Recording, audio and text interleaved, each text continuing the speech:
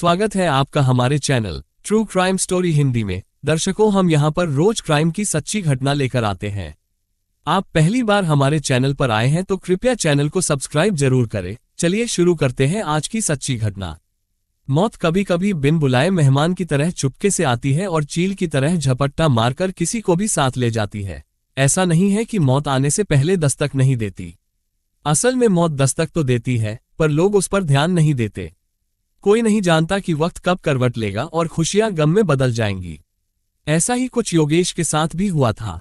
अनमोल और योगेश ने भले ही एक दूसरे से प्यार किया था, लेकिन अलग अलग शादी के बंधन में बंध जाने के बाद उन्हें अपने प्यार को भुला देना चाहिए था। बेमानी हुए प्यार का कमोबेश यही नतीजा होता है जो हुआ।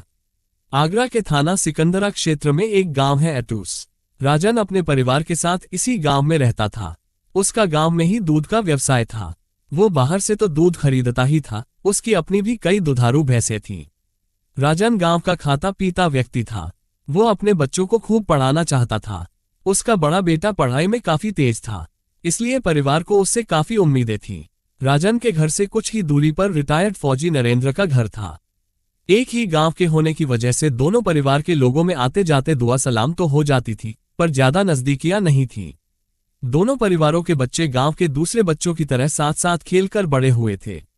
वक्त के साथ फौजी नरेंद्र की बेटी अनमोल जवान हुई तो माँ बाप ने उसे समझाने की कोशिश की कि वो लड़की है और लड़की को अपनी मर्यादा में रहना चाहिए। दरअसल फौजी की बेटी अनमोल और राजन का बेटा योगेश एक ही कॉलेज में पढ़ते थे। आए दिन होने वाली मुलाकातों की वजह से दोनों एक दूसरे के करीब आने लगे थे।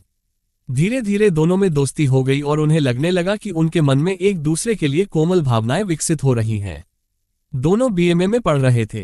एक दिन अनमोल जब आगरा जाने के लिए सड़क पर किसी वाहन का इंतजार कर रही थी तो योगेश अपनी बुलेट पर वहां आ गया। वो बाइक रोककर अनमोल से बोला, आओ बैठो। नहीं तुम जाओ, मैं ऑटो से जाऊंगी। जवाब में अनमोल ने कहा, छोड़ो यार, ये क्या बात हुई, मैं भी तो कॉलेज ही जा रहा हूं। कहते हुए योगेश अनमोल का हाथ पकड़ते हुए बोला, बैठो। अनमोल उसके साथ बुलेट पर बैठ गई। उसके लिए यह एक नया अनुभव था। फिर भी वो ये सोचकर डरी हुई थी कि किसी ने देख लिया तो खबर घर तक पहुंच जाएगी। अनमोल इसी सोच में डूबी थी कि योगेश ने काफी शॉप के सामने बाइक रोक दी। बाइक क्यों रोक दी? कॉलेज चलने का इरादा नहीं है क्या? कॉलेज भी चलेंगे, पहले एक एक कप कॉफी पी ले। कहते हुए वो अनमोल को कॉफी शॉप में ले गया। कॉफी पीने के दौरान दोनों के बीच खामोशी छाई रही। अनमोल जहां डरी हुई थी वहीं योगेश उससे वो सब कहना चाहता था जो काफी दिनों से उसके दिल में था। अचानक उसने अनमोल का हाथ पकड़ा तो वो कांप उठी। उसने गहरी नजरों से योगेश को देखा और अपना हाथ छुड़ाने की कोशिश करने लगी। योगेश थोड़ा गंभीर होकर बोला, अनमोल, मैं तुमसे प्यार करने लगा हूं। तुम्हें हर वक्त आंखों के सामने रखना चाहता हूं। अनमोल खिलखिलाकर हंसते हुए बोली, लगता है तुम्हारी शामत आने वाली है।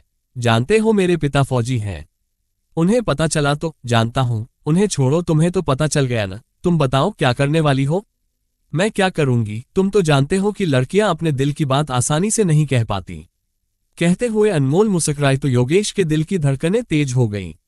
उसने कहा, मुझे तुम्हारा जवाब चाहिए था। तुम्हें मेरी मोहब्बत कबूल है ना? अनमोल को योगेश अच्छा लगता था। उसने सहज भाव से योगेश की मोहब्बत कबूल कर ली। उस दिन के बाद तो जैसे दोनों की दुनिया ही बदल गई।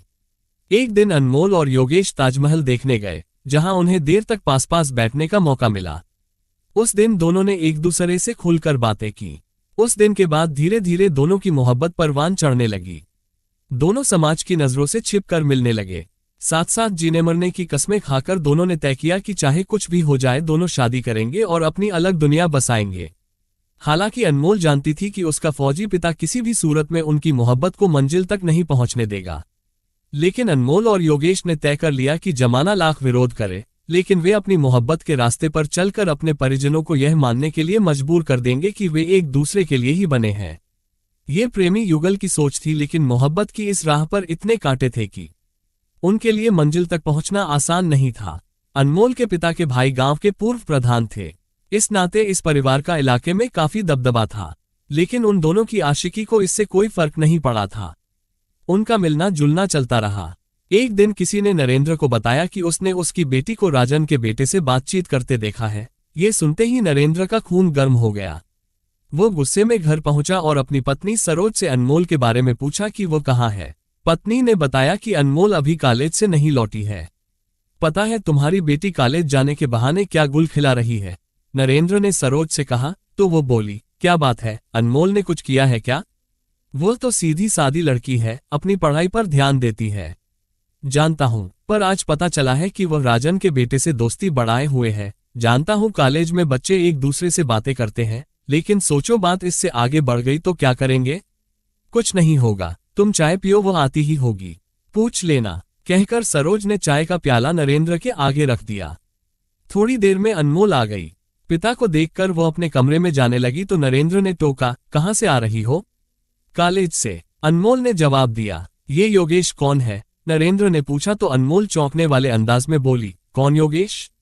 अनमोल ने कहा, पापा, कॉलेज में तो कई लड़के पढ़ते हैं, मुझे हर किसी का नाम थोड़े ही पता है। नरेंद्र समझ गया कि लड़की उतनी भी सीधी नहीं है जितनी उसे समझा जाता है। लड़की पर ध्यान देना जरूरी है। अपने कमरे में जाकर अनमोल ने किताबें मेज पर पटकी और सोचने लगी कि जरूर पिता को शक हो गया है, अब सतर्क रहना होगा। वो काफी तनाव में आ गई। अनमोल जानती थी कि जाति एक होने के बावजूद उसके माँ बाप योगेश को कभी नहीं अपनाएंगे। वजह ये कि हैसियत में उसका परिवार योगेश के परिवार के मुकाबले काफी संपन्न था। देर रात फोन करके उसने यह बात योगेश को बता दी। योगेश ने कहा, ठीक है, आगे क्या करना है देखेंगे। दूसरी ओर नरेंद्र निश्चिंत नहीं था। अगले कुछ दिनों में उसे पता चल गया कि लड़की गलत राह पर जा रही है। इसी के मद्देनजर उसने सरोज से कहा, अनमोल अब घर रहकर ही पढ़ाई करेगी, इम्तिहान आएंगे तो देखेंगे क्या करना है। अनमोल ने पिता की बात का विरोध करते हुए कहा, लेकिन मैंने किया क्या है पापा? तुम अच्छी तरह जानती हो कि तुमने क्या किया है। इससे पहले कि तुम समाज में हमारा सिर नीचा करो, मैं तुम्हारे लिए रिश्ता देखकर तुम्हारी शादी कर दूंगा। लेकिन इससे पहले कि नरेंद्र अपने सिर से बोझ उतार पाता, अनमोल और योगेश ने घर में भागकर अपनी अलग दुनिया बसाने का फैसला कर लिया। एक दिन रात में जब सब सो रहे थे, अनमोल ने घर छोड़ दिया और योगेश के साथ चली गई। सुबह घर वालों ने देखा तो सन्न रह गए। बाहर वाला दरवाजा खुला था और अनमोल घर से लापता थी। इसके बाद तमाम जगहों पर फोन किए गए, लेकिन अनमोल का कहीं पता नहीं चला। कोई रास्ता न देख नरेंद्र अपने घर वालों के साथ योगेश के पिता राजन से मिला। उनकी बात सुनकर राजन हैरान रह गया, उसे कुछ भी पता नहीं था। राजन ने विश्वास दिलाया कि वो उनकी बेटी को सही सलामत वापस लाएगा। राजन जानता था कि बेटे की यह हरकत उसके परिवार को मुसीबत में डाल सकती है। उसने अपनी रिश्तेदारियों में फोन मिलाए तो पता चला कि योगेश और अनमोल उसके एक करीबी रिश्तेदार के घर पर मौजूद हैं। उसने अपने उस रिश्तेदार को सारी बात बताकर कहा कि वो तुरंत दोनों को साथ लेकर अटूस आ जाए।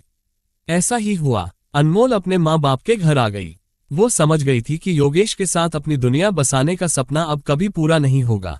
अब उस पर बंदिशें भी बढ़ गईं। साथ ही नरेंद्र अनमोल के लिए लड़का भी तलाशने लगा। आखिर एक रिश्ता मिल ही गया। अनमोल का रिश्ता गाजियाबाद के भोपुरा निवासी नेत्रपाल से तय कर दिया गया। नेत्रपाल एक दवा कंपनी का प्रतिनिधि था। 4 साल पहले अनमोल की शादी नेत्रपाल के साथ हो गई। वो रोती बिलखती खाक हुए अपने प्यार के सपनों की राख समेटे ससुराल चली गई। माँ बाप ने सोचा कि चलो सब कुछ ठीक हो गया, लेकिन यह उनकी भूल थी। 3 साल के प्रेम संबंधों को भला प्रेमी प्रेमिका कैसे भूल सकते थे। समाज ने उन्हें जबरन अलग किया था। सीधी सादी दिखने वाली अनमोल अब विद्रोही हो गई थी। ससुराल में उसका मन नहीं लगता था। उसे अपनी स्थिति एक कैदी जैसी लगती थी। मौका पाकर वो योगेश से फोन पर बात कर लेती थी। अपने काम में व्यस्त रहने वाला नेत्रपाल इस सब से बेखबर था। इसी बीच अनमोल गर्भवती हो गई, लेकिन वह अपने पति के बच्चे को जन्म देने के लिए तैयार नहीं थी। उसने एक दिन नेत्रपाल से कहा कि अभी वो बच्चे को जन्म देने की स्थिति में नहीं है। पत्नी बच्चे को जन्म देने की इच्छुक नहीं थी। न चाहते हुए भी नेत्रपाल मान गया। उसने पत्नी का गर्भपात करा दिया। अनमोल की शादी के बाद घर वालों के दबाव में योगेश भी एक अन्य लड़की से शादी करने को तैयार हो गया। उसकी शादी वंदना के साथ हो गई। वंदना को इस बात की भनक तक नहीं थी कि उसका पति किसी दूसरी लड़की से प्यार करता था और उसे लेकर भाग भी गया था। वो खामोशी के साथ पत्नी धर्म निभाती रही। बाद में वो एक बच्चे की मां भी बनी। इसी बीच कंपनी ने नेत्रपाल को आगरा क्षेत्र का काम सौंप दिया। नेत्रपाल ने थाना सिकंदरा क्षेत्र की कॉलोनी शास्त्रीपुरम में किराए का मकान ले लिया और वहीं रहते दवा कंपनी का काम करने लगा। वो सुबह घर से निकलता और शाम को लौटता। अपनी पत्नी के प्यार से वो बेखबर था। उसे नहीं मालूम था कि पत्नी शादी से पहले किसी से प्यार करती थी। शादी के बाद अनमोल जब तब पति के साथ मायके आती और उसके साथ ही वापस चली जाती। योगेश से मिलने का मौका ही नहीं मिलता था। लेकिन अब शास्त्रीपुरम में पति के काम पर चले जाने के बाद वो घर में अकेली रह जाती थी। उसका अकेलापन एक ऐसे गुनाह को जन्म देगा जिसमें पूरा परिवार तबाह हो जाएगा, यह अनमोल नहीं समझ पाए। उसने आगरा आ जाने की खबर अपने प्रेमी योगेश को फोन पर दे दी और अपना पता भी बता दिया। उसने योगेश से मिलने की इच्छा भी व्यक्त की। प्रेमिका के आमंत्रण ने योगेश में जोश भर दिया। वो भूल गया कि अब उसकी भी शादी हो चुकी है और वो एक बच्ची का पिता है। उसने तय कर लिया कि वो अपनी प्रेमिका से जरूर मिलेगा। नरेंद्र ने कभी सपने में भी नहीं सोचा था कि बेटी फिर से कोई गुल खिलाने वाली है। बेटा जूनियर डॉक्टर था और बेटी की उसने एक अच्छे परिवार में शादी कर दी थी, जबकि अनमोल इसी सब का फायदा उठाना चाहती थी। एक दिन दोपहर को योगेश अनमोल के पास जा पहुंचा। लंबे अलगाव के बाद अनमोल उसके आगोश में सिमट गई। योगेश ने अनमोल को समझाने की कोशिश की कि अब कुछ नहीं हो सकता। वो एक जिम्मेदार पिता और पति बनना चाहता है। उसने यह बात कही जरूर, लेकिन चाहता वो भी वही था जो अनमोल चाहती थी। नतीजा ये हुआ कि दोनों समाज की आंखों में धूल झोंककर एक ऐसे रिश्ते को निभाने लगे जिसके कुछ मायने नहीं थे। अनमोल और योगेश जिस रास्ते पर चल पड़े थे वो फिसलन भरा था, जो धीरे धीरे दलदल बन गया। ऐसी दलदल जहां से निकल पाना मुश्किल ही नहीं, असंभव था। अनमोल का दिल दिमाग बेकाबू था। वो चाहती थी कि वो नेत्रपाल के साथ वैवाहिक बंधन से मुक्त होकर एक बार फिर आजाद जिंदगी जिए और योगेश के साथ अपनी दुनिया बसाए। यह अलग बात थी कि योगेश के पास अपनी निजी आय का कोई साधन नहीं था और न ही वो अपनी पत्नी और बेटी की जिम्मेदारियों से मुक्त हो सकता था। योगेश जानता था कि वह अपनी बेटी और पत्नी का गुनहगार है, लेकिन यह नहीं जानता था कि यह गुनाह उसकी जिंदगी ही छीन लेगा। 18 अगस्त 2018 की रात करीब 8:30 बजे एक युवती बदहवासी थाना सिकंदरा पहुंची। उससे थाना प्रभारी अजय कौशल से कहा, सर जल्दी चलिए, वो लोग उसे कार में कहीं ले गए हैं और उसे मार डालेंगे। युवती थाना इंचार्ज को समझा नहीं पा रही थी कि कौन किसे मार डालेगा। अजय कौशल ने संतरी को पानी लाने को कहा। युवती ने पानी पी लिया तो अजय कौशल ने पूछा, हाँ अब बताओ क्या बात है। इसके बाद युवती ने जो कुछ बताया उसे सुनकर थाना प्रभारी के होश उड़ गए। उन्होंने ड्राइवर से तुरंत गाड़ी तैयार करने को कहा और पुलिस टीम के साथ उस युवती को लेकर शास्त्रीपुरम पहुंचे। तब तक रात के 9:30 बज चुके थे। इलाके में गहरा सन्नाटा था। आसपास के मकानों के दरवाजे बंद थे। अनमोल ने दरवाजा खोला तो अजय कौशल ने अंदर जाकर देखा। कमरे का फर्श गीला था। अनमोल ने बताया कि फर्श का खून उसी ने साफ किया है। अब तक वो सामान्य हो चुकी थी। उसने थाना प्रभारी को फिर पूरी कहानी सुनाई कि कॉलेज के समय से वो योगेश से प्यार करती थी। दोनों शादी भी करना चाहते थे, लेकिन समाज के आगे उनकी एक नहीं चली। योगेश की भी शादी हो चुकी थी। दोनों का मिलना जुलना मुश्किल हो गया था, पर जब नेत्रपाल का तबादला आगरा हो गया तो हमने शास्त्रीपुरम में किराए का मकान ले लिया। यहां आकर योगेश से मिलने का रास्ता भी साफ हो गया था। जब भी मौका मिलता हम मिल लेते थे। नेत्रपाल दोपहर में कम ही आता था। जब उसे आना होता था तो वो फोन करता था। आगे की पूछताछ में जो बातें पता चली, उनके अनुसार 19 अगस्त 2018 को अनमोल ने योगेश के व्हाट्सएप पर मैसेज भेजा कि वह आ जाए। योगेश अपने लिए नौकरी ढूंढ रहा था। नौकरी के लिए उसने कई फॉर्म भी भरे थे। वो दोपहर को घर से ये कहकर निकला कि फॉर्म भरने आगरा जा रहा है, लेकिन वह गया तो वापस नहीं लौटा। उसके घर वाले परेशान थे। बहरहाल अनमोल ने पुलिस को पूरी बात बता दी। उसी के आधार पर पुलिस ने छानबीन की। हालांकि अनमोल के अनुसार उसने फर्श से खून साफ कर दिया था, लेकिन दीवारों पर खून के धब्बे थे। पुलिस की क्राइम टीम ने उन धब्बों को उठा लिया। अनमोल ने आगे जो बताया उसके अनुसार क्राइम की तस्वीर कुछ इस तरह बनी। अनमोल ने योगेश को घर बुला लिया था। जब दोनों प्यार के क्षणों में डूबे थे तभी नेत्रपाल आ गया। दरअसल उसे पिछले कुछ दिनों से पत्नी पर शक हो गया था। पति को आया देख अनमोल घबरा गई। उसने योगेश को स्टोर रूम में छिपा दिया। नेत्रपाल ने कई बार घंटी बजाई, लेकिन अनमोल ने दरवाजा नहीं खोला। वह काफी घबराई हुई थी। कपड़े अस्त व्यस्त थे। कुछ देर बाद दरवाजा खुला तो नेत्रपाल ने पूछा, दरवाजा खोलने में देर क्यों हुई? मैं नहा रही थी, अनमोल ने कहा। ऐसा लग तो नहीं रहा, नेत्रपाल ने कहा। तभी उसकी नजर स्टोर के अधखुले दरवाजे पर पड़ी तो उसका शक बढ़ गया।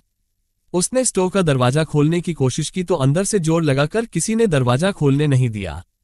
नेत्रपाल समझ गया कि उसका शक सही है। तभी अनमोल ने कहा, उसे छोड़ दो प्लीज, उसे जाने दो, वो निर्दोष है। मैंने ही उसे बुलाया था। गुस्से में भरे नेत्रपाल ने अपने ससुर नरेंद्र को फोन पर सारी बात बताई। कुछ ही देर में नरेंद्र और उसके भाई का बेटा वहां पहुंच गए। इसके बाद योगेश को स्टोर से बाहर निकाला गया। तीनों सरिया और लोहे की रॉड से योगेश पर टूट पड़े। अनमोल ने उसे बचाने की कोशिश की तो उसकी भी पिटाई की गई। तीनों ने पिटाई से खूनो खून हुए योगेश को देखा तो उनके होश उड़ गए। वो बेहोश हो गया था। इस बीच अनमोल को एक कमरे में बंद कर दिया गया था। उसे ये पता नहीं था कि योगेश मर गया है या जिंदा था। 8 बजे के करीब तीनों ने जब योगेश को कमरे में डाला तब वो मर चुका था। अब उन्हें पुलिस का डर सताने लगा था। कमरे का दरवाजा खोलकर अनमोल को बाहर निकाला और उससे चुप रहने को कहा गया। फिर वे चले गए। अनमोल ने कमरे से बाहर आकर खून सना फर्श साफ किया और थाना सिकंदरा पहुंच गई। उधर राजन और उसका बेटा शिशुपाल योगेश की तलाश कर रहे थे। दूसरी ओर पुलिस को योगेश की बुलेट मोटरसाइकिल पड़ोस के एक घर के सामने मिल गई। रात भर पुलिस तीनों को आगरा की सड़कों पर तलाशती रही। आखिर अगले दिन दोपहर को पुलिस ने एक मुखबिर की सूचना पर नेत्रपाल और नरेंद्र को दबोच लिया। पुलिस ने राजन को भी घटना की सूचना दे दी थी। आरोपियों ने बताया कि उन्होंने योगेश को मारा पीटा और बेहोशी की हालत में उसे जयपुरा के जंगल में फेंक आए। उनकी निशानदेही पर पुलिस ने योगेश का शव जयपुरा के जंगल से बरामद कर लिया। आरोपियों ने कत्ल में इस्तेमाल सरिया और लोहे की रॉड भी बरामद करा दी। पुलिस ने तीसरे अभियुक्त अनमोल के चचेरे भाई को भी गिरफ्तार कर लिया। बाद में तीनों को अदालत में पेश किया गया। उनके साथ अनमोल को भी अदालत में पेश किया। उस पर सबूत नष्ट करने का आरोप था। इन सभी के खिलाफ राजन ने आरपीसी की धारा 302, 201, 364, 34 के अंतर्गत मुकदमा दर्ज करा दिया था। अदालत ने आरोपियों को जेल भेज दिया। अपने अपने जीवन साथियों से असंतुष्ट योगेश और अनमोल ने विवाह के बाद भी टूटे सपनों को फिर से संजोने का प्रयास किया, जो गलत था। इसका नतीजा भी गलत ही निकला। इस चक्कर में कई जिंदगियां बर्बाद हो गई। मिलते हैं दर्शकों एक और सच्ची कहानी लेकर। तब तक अपना ख्याल रखें और जुर्म के खिलाफ लड़ने की हमारी इस मुहिम में साथ देने के लिए कृपया चैनल को सब्सक्राइब जरूर करें।